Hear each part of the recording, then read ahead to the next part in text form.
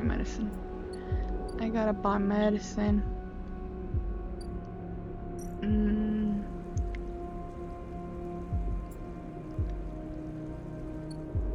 really need that anymore. Because you guys want them, but I can get those, and that's expansion stuff. Actually, let's go. Was it here? We gotta track this guy. I need to upgrade my interface stuff. Alright, let's do this. Okay. Should we risk? Screw it. Okay, that went well. That went really well, actually. Trail ahead extends deep into an overground section of the greenway. At this far end of the ring, where the long, lazy curve of the greenway becomes the shattered landscape of the waste, things are oddly quiet. Ahead stands a vast farm stack, broken from its axis by rust or force, and lying amongst the overground landscape like an ancient temple, it is stained with moss and algae, flows of green running out from its broken tanks like a frozen brackish tide. This is where Ashton is hiding, you're pretty sure. All your intuition points to the shadows beneath this collapsed structure. You roll the comm headset Ankita gave you in your palm. Call Ankita. Slip the headset. After a few more moments you hear Ankita. Sleeper, have you located the target? A doubt enters your mind. Can you be sure he's there? No, hold. Yeah, maybe it's better that you confirm that Ashton's been remove headset. Direct route or skirt around? Skirt around.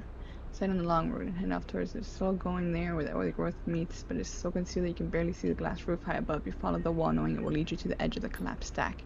For the final part of the journey, you have to work your way through dense undergrowth, pushing aside branches and fronds, and it's so exhausting you stop on a small rise to rest. It's been hours since you began. You desperately hope Ashton hasn't moved on. Woof. Just had his glows coming from somewhere within the stack. It grow light.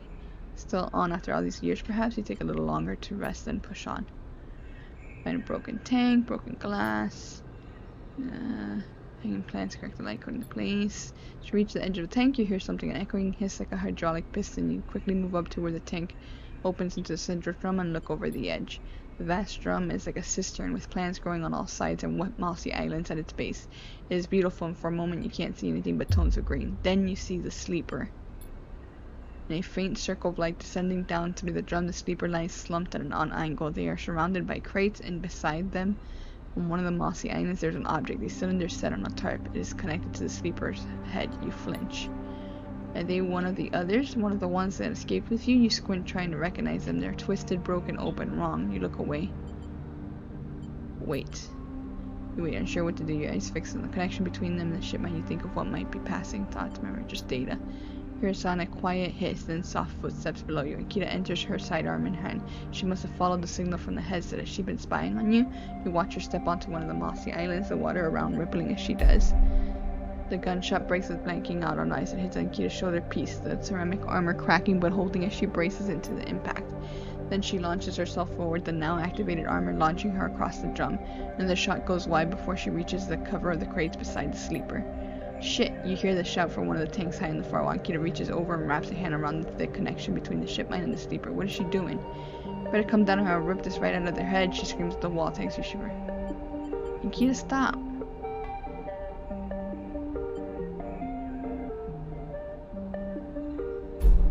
Shot rips from us. She must be somewhere on the other side of the tank.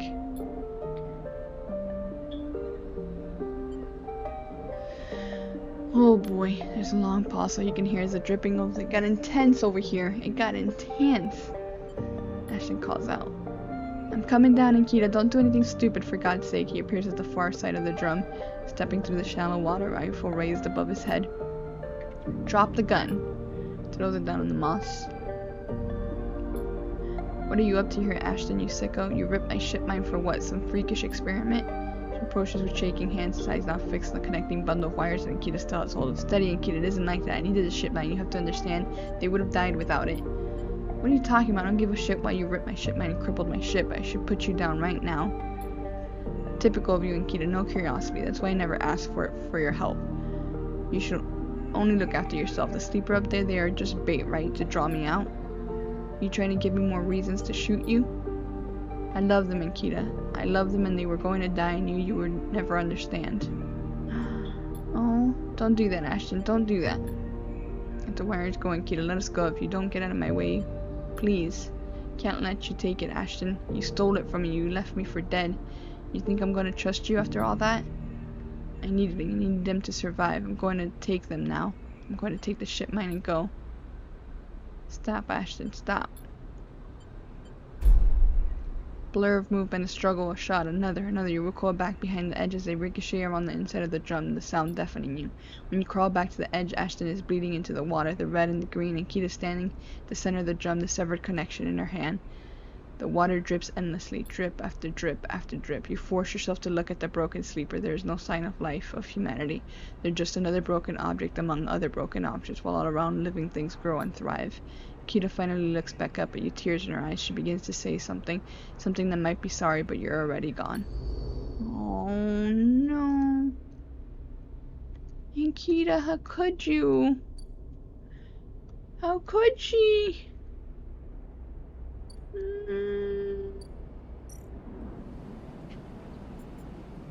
That was sad.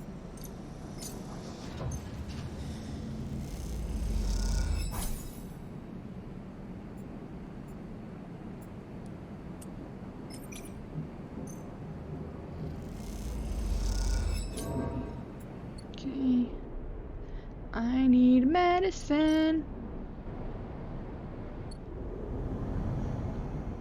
At least it's another storyline completed. She gone. Yeah.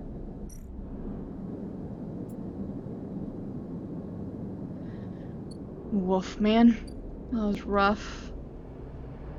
Things never work out how they're supposed to. It makes me sad. I don't know how I'm ever gonna save up enough. Oh my god. It's stressful.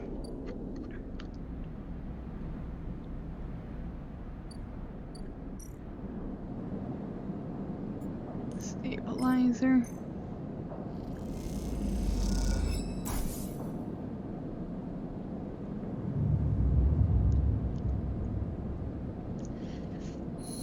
Alright, let's see. What do we got? What do we got on this next day here? Alright, rolls. Not too bad, not great, but not bad. Do we have any data? I have it not. Got a gun, okay. Let's see. Should we do one of these?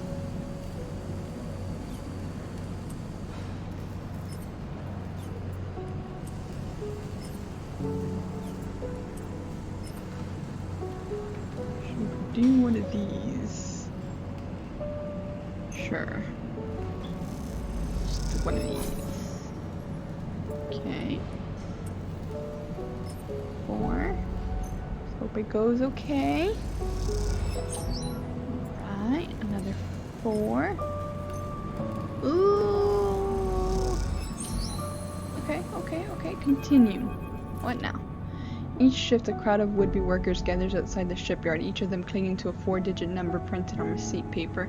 These are their assignment numbers, and you're either called for a shift or you aren't. As you arrive, the crowd is restless and chatter rumbles through the lines. For those who, like you, have graduated to work teams, shifts are guaranteed. Having just walked out of a meeting with a supervisor where you were praised for your efforts, you feel the glow of a job well done. Yet you can't help but feel empathy for those huddled as you pass, waiting for their number to come up. You keep your head down as you leave the shipyard, feeling a little guilty as you do. Hey, sleeper, wait up! Lem's voice trembles as he shouts above the rumble of the crowd, and you turn to see him pushing through, Mina crying in his arm. Lem! Good to see you, friend. He's breathing hard after shouldering through the waiting workers. You made the work team. Good for you. He tries to catch his breath, stroking Mina's hair. Shh, baby, give me a second here. He smiles weakly as he comforts her, and her cry starts to fade. Out of the crowd, he sets Mina down by his side. Shiny streaks down both of her cheeks. As he does, you see he is clutching an assignment number on a crumpled piece of paper. Is Mina okay? She's good. We just had to rush up here. Esther, who usually takes her, is sick. He says, I don't know. Sounds from the entrance, Claxton. The crowd responds, and pushing and pulling. Lem stops and turns back toward the crowd. That's my number. Shit, Mina. Go, I'll watch her. Thank you, Al. We're gonna stay with our friend here, okay? They're gonna keep you safe, and here, take her bag. She's got food, she's got shit, I have to go. Mina, I'll be right back, okay? Be good. Mina stands staring, suddenly small without Lem at her side. She fixes you with a dark-eyed look you can't quite read. Hey, Mina. Look in the bag. You unlatch the top of the bag and see a few metal containers fashioned from scrap components. A battered slate sits on top, blinking a low battery warning, and tucked beside is a ragged rabbit hand sewn. Take the slate. You take out the press of power stud, the screen light up, growing boom. Mina stares at you to look for something that might help. Music. You press a symbol like a musical note, but no sound comes out. You turn the slate over in your hands, no speakers. Mina looks like she's judging you. Drawing? You press a pencil icon and a pale screen pops up. Mina reaches up and grabs the slate, sighing at you. Daddy's friend made this. She runs a finger along the slate, leaving a blue streak behind. Look, she sits beside you and starts to draw. You sit too, looking over her shoulder as she doodles. Start drawing. She says nothing as you poke at the string, dabbing one color in the white background. Draw Mina. Who is that? She says. Looks silly. She pokes your arm in a couple times. Are you really a robot? Sort of. Yes, she thinks. Me too. Mina has more questions. Lots of questions. Questions about how you breathe or if you rust, but before long you're talking about rabbits and what Esther, the lady who usually takes her, smells like, and whether or not fairies live in the ice heating pipes. You pass the time like this, sitting side by side on the floor of the walkway as others pass by, sometimes talking, sometimes drawing on the slate, sometimes playing with Bun Bun the rabbit. And this is how Lem finds you, just as both of you are starting to yawn. He's dirty and tired, but Mina leaps up his legs and into his arms as he stumbles backwards. You two get on okay? He says, trying to keep Mina from climbing onto his shoulders. More than okay. Mina shoots you a smile from Lem's arms, her suspicion gone. Well, looks like Mina can be nice. He pokes her in the ribs and she squeals in delight. Thank you, friend, I mean it. He gives you a warm white smile. I owe you. Look, he glances around. It seems like Esther, the lady who usually watches her, is going to be out for a spell. If you ever have time, I'd really appreciate you coming down to her place in the low end, he grins, if you have time. But now I have to take this one to eat. He plays a bite in Mina and she giggles in response. See you, sleeper. And they're so cute. I love them. They're adorable. Oh my god, so much to do. I still don't know. Going to shipyard crew. Okay, that was this is what this is, right? Ah, yes. Jesus Christ, so much. Okay. Alright.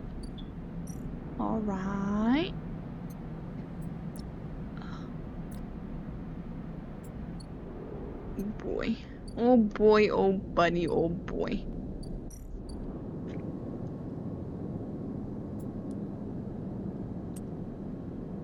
Do I spend the money on ship mine fragments? Oh boy.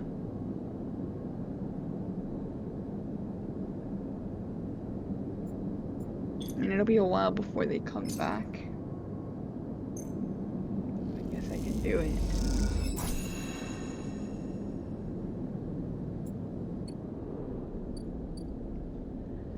Okay,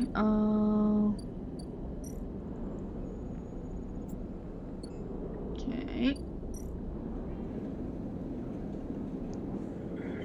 No. Okay. Oh, what's this? Emphasis preparing the girdle collapse. He has had to heavily adapt his recipe, he says, but the smell's already incredible. It emanates from a strange purplish white bulb you have never seen before, and he's slicing it finely. He brushes and slices the mushrooms and then places them in the wok with the slide bulb on the oil. They caramelize there in that well-worn crucible. He adds liquids transparent and opaque and then turns down the heat. A sprinkle of leaves is the final touch. We have a moment, sleeper, he smiles. Do you have a story? Something in the scent of the food gives you a feeling of nostalgia, something distant and melancholic. Seems like the story should match that feeling somehow. Maybe you will feel better for telling it. recall your oldest memories. You start by explaining that when you're emulated from a person, many of your memories are left behind. Perhaps it's an intentional part of the process, a way of keeping sleepers ignorant and malleable, or perhaps a side effect of the imperfect emulation. You admit that you don't really know. What you do know is that some memories survive, and that on occasion they come back to you like shadows passing overhead. You detail one recurring memory, which, despite returning to you with enough regularity for you to think it familiar, always fades as quickly as it arrives.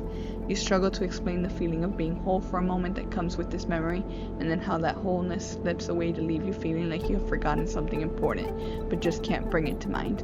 Enfys nods throughout, cooking as he does with deft and skillful movements. You start to trail off when you realize you can't find the words to explain how the memories you do have feel like both yours and someone else's at the same time, and how that always fills you with a certain sadness, the sadness of remaining forever unknown, even to yourself. Enfys finishes cooking and meets your eye. I'm sorry, sleeper, for your troubles. He puts the wok to one side. I appreciate you sharing with me. He smiles. I hope it lightens you a little. He passes you a bowl and heaps the rolls into it, their yellow color mixing with the pale sauce and whirls and blooms. Eat. The dish is delicious, filling. It warms you as you eat in a way you weren't even sure your body could be warmed. It is a small mercy you think that Essen Arp left you this pleasure. Many of the features of frames are there to simulate human experience, you know that much. Emulated minds cannot be rewired, so their need for embodied experience must be met. That is why you breathe even when you do not need air. Without that simulation of sensation of drowning would be unbearable. Food serves another purpose. Your frame is able to metabolize it to produce energy from the raw material. Vitamins and minerals are excessive, of course. Your frame only needs raw power. So much is wasted, and yet while you eat this food and feel that warmth, nothing feels wasted. It all means something to you. As you finish, Enfys takes a bowl, the last of his cleaning. He smiles at you, and neither of you feel the need to say anything more. Instead, you simply exchange nods and walk your separate ways back into the bright market, somehow changed.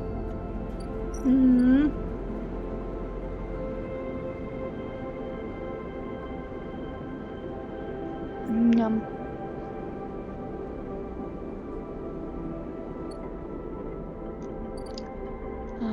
What now?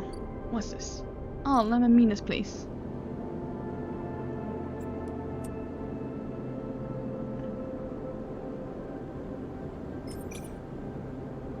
Let's go.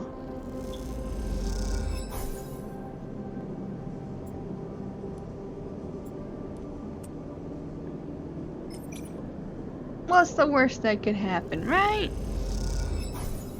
Yay. Okay. Cool. And now we sleep again. Such a cozy game. I don't know if it's probably not very entertaining for you guys, but it's real cozy for me. I enjoy it. You just live on day after day after day after day after day of doing what I gotta do. So for this one, I need to upgrade. Okay, well I don't have any upgrade points. I also need to upgrade this one. I'll do this one next. Okay. Alright, what shall we do? What shall we do? Well, let's check back on our mushies in the greenway.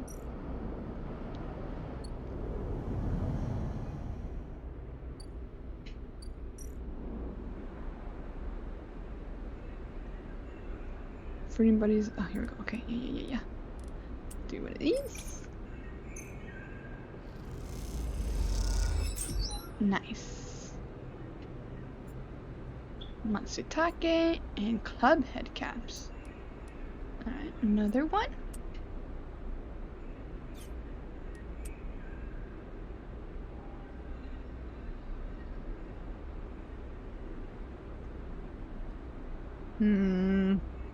Alright. Alrighty. I can make that happen.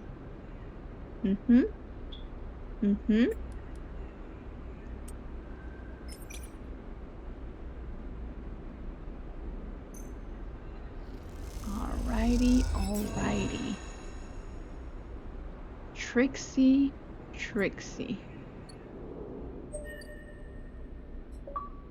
Upgrade.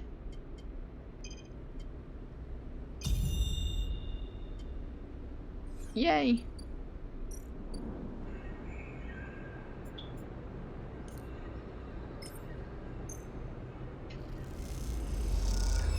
Alright. I need to make cash.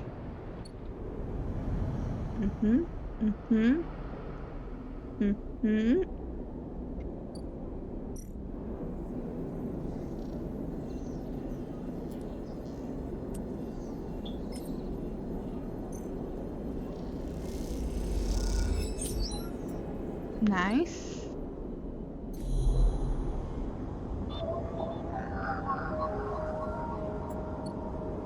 I need to match this number. Nah.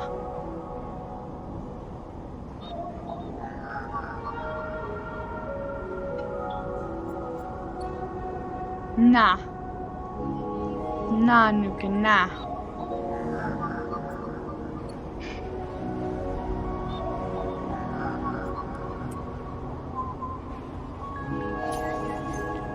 Extract data.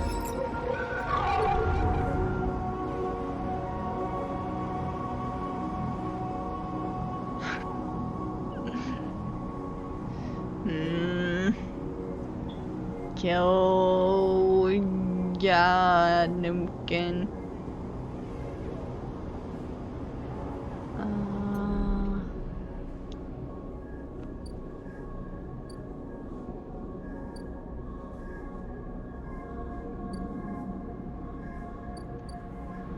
Let's see.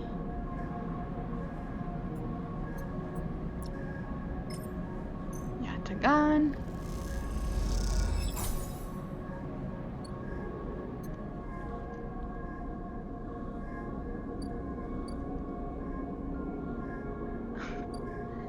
Nah, Nuken. There is a VTuber called Sima the Cactus. She is pretty.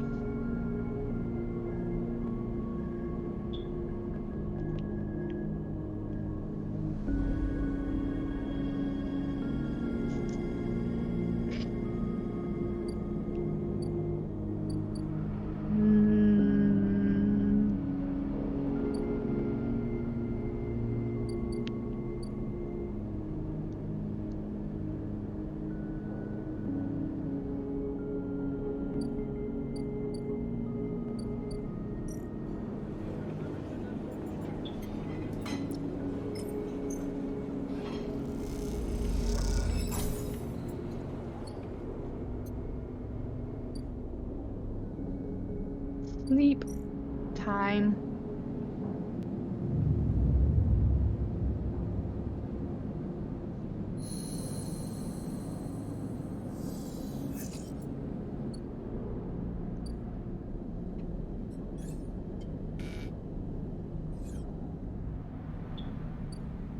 Can I make this happen? Nah. Alright.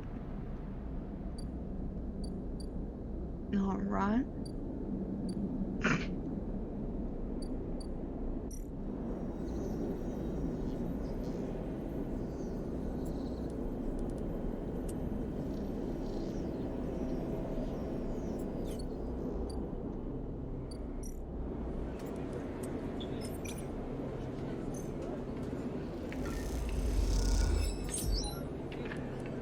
Nice.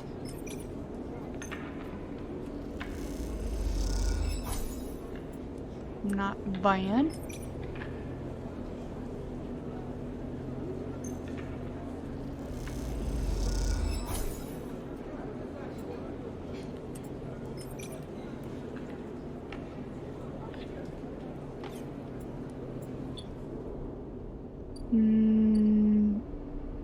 Less risky.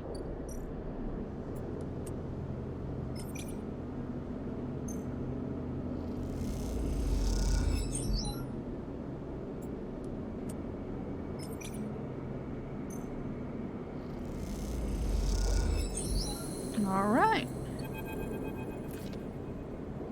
She's asleep, whispers Lem, creeping back.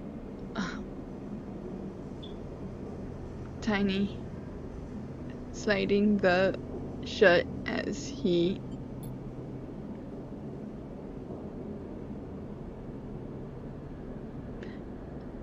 are perched at a thin bar in the main, the slate in, still glowing with Mina and drawings, cycle spent.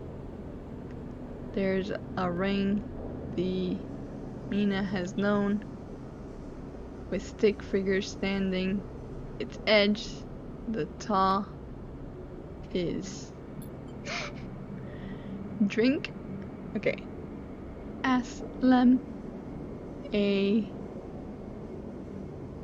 under the bar. It's amber in the light. Sure. It's over. It's over. 5 minutes have passed.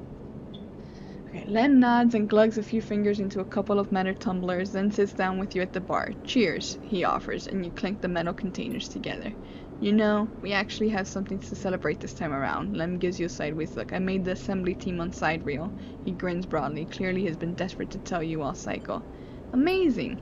Lem holds up the drink. Couldn't have done it without you keeping an eye on little meanie here, back here.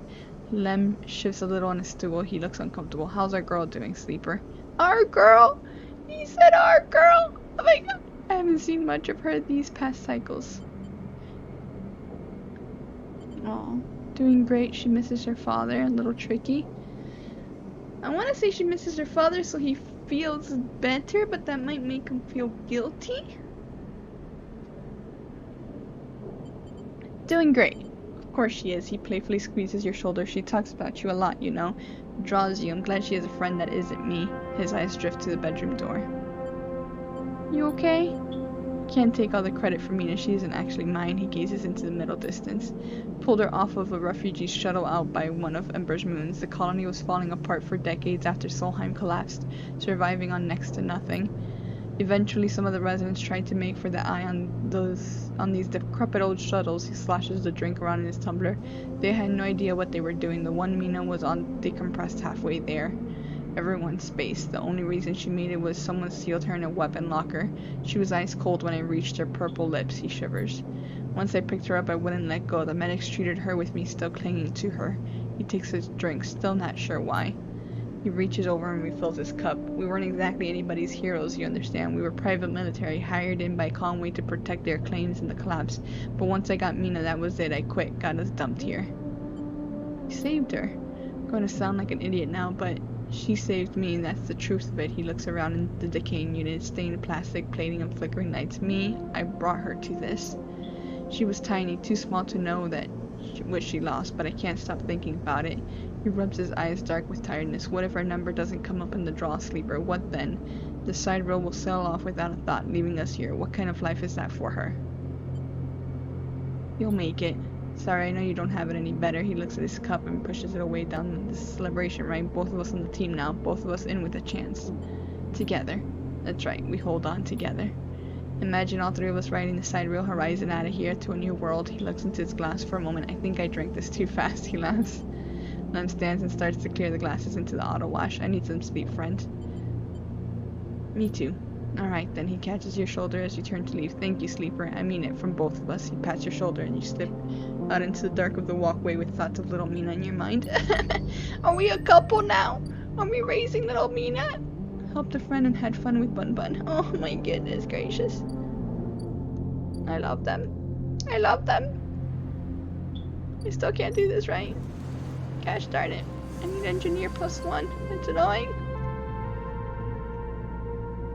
Okay, I guess it's sleep time. Oh wait, I have an upgrade. Confirm! Yes! Cool.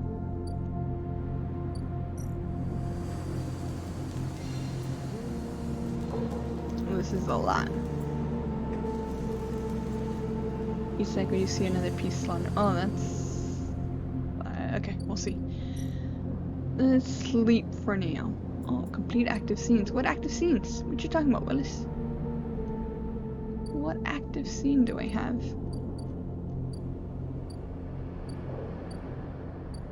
Boop. Go over to the greenway.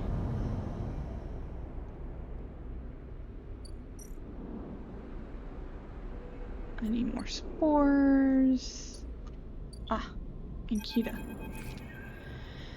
Oh boy, I thought our thing was over. Ma'am, you spot Ankita on the track to the farm stack. She has a box on her shoulder and is working her way down the slope. She sees you as she approaches. Neither of you speak for a moment. She looks tired, pale, her hair is tangled and clumps of dirt cling to her arm. You both eye each other. Ankita, she has up a hand. Sleeper. She takes it. I'm sorry for what happened, truly I am.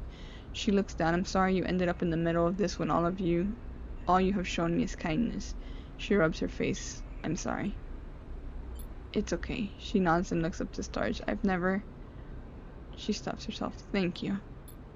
Kita shifts the weight of the box on her shoulder. I've been preparing for... She grimaces. Look, she says, can you come with me? It's easier if... Lead on. Kita leads on down the dirt path between the pillars. There's a wind passing through the greenway. A quirk of the air currents the biosphere maintains, and it ruffles the leaves softly. The sound makes the silence more obvious, more complete. You try not to think of the last time you were here. You have been trying not to think of it for the past few cycles. The image of the sleeper, sprawled, twisted open, connected to the ship mine, has been hard to forget. You realize Ankita's leading you back there, back into the drum at the center of the stack. You pause, trembling a little at the threshold. She turns. What are you doing? She looks at you with empty eyes. What needs to be done? She stands on the threshold and look up at the tanks, green and wet, some glowing with flickering glow lamps. You look down at Ankita, suddenly so small under this hulking ruin, the smallest she has ever looked. She places the box down. Follow her in. You follow Ankita into the stack through a low tank, entering the drum at ground level. It is just as beautiful as you remember, but it barely touches you. Instead, you check the apertures of the tanks for the glint of a weapon or a shadow among the moss. Ankita stops and you look down. The mossy island at the center of the tank is clear now, the equipment cleared away. In its place is a mound of dirt, loosely covered with moss. Ashton's rifle stands straight, half buried in the dirt, and at the grave's head. I buried them together. Oh, Ankita says without turning. You both stand there in silence for a little while. Think of questions you could ask about Ashton, about the sleeper.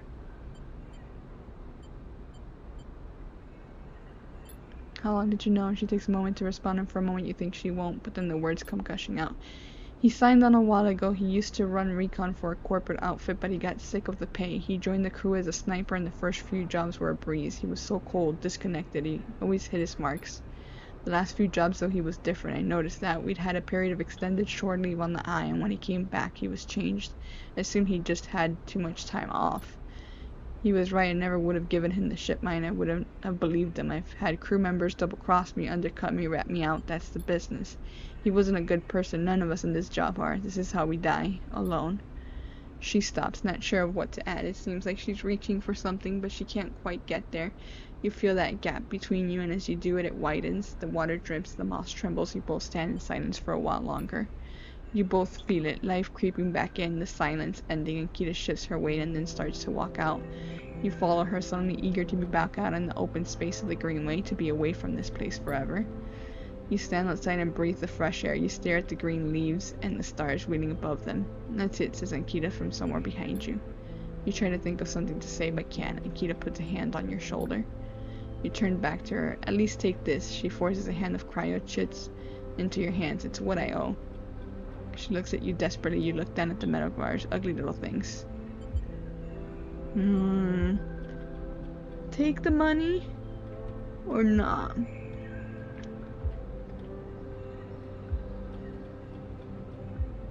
Oh, I don't know, but I don't know what she's...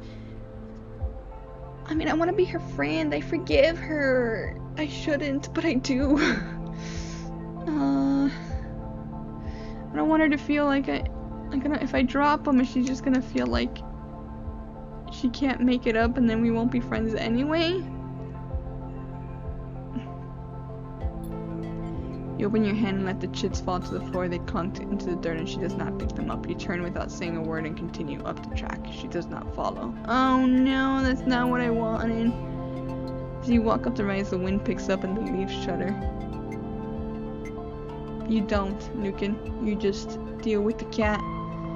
You walk faster trying to outpace your anger. You think of those ugly metal bars in the third. Life has to be worth more than that. It has to be. Oh, that's so sad. I found an old crewman at the edge of the rim. I am sadness.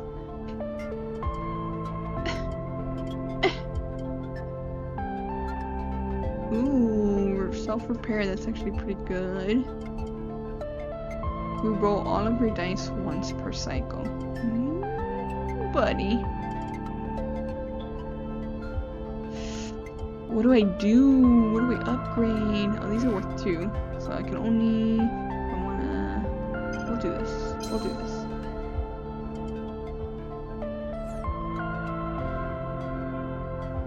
But also if you close the door, the cat will probably want to be on the other side of the door.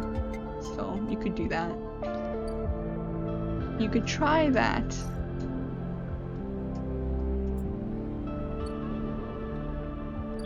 Sleepy time.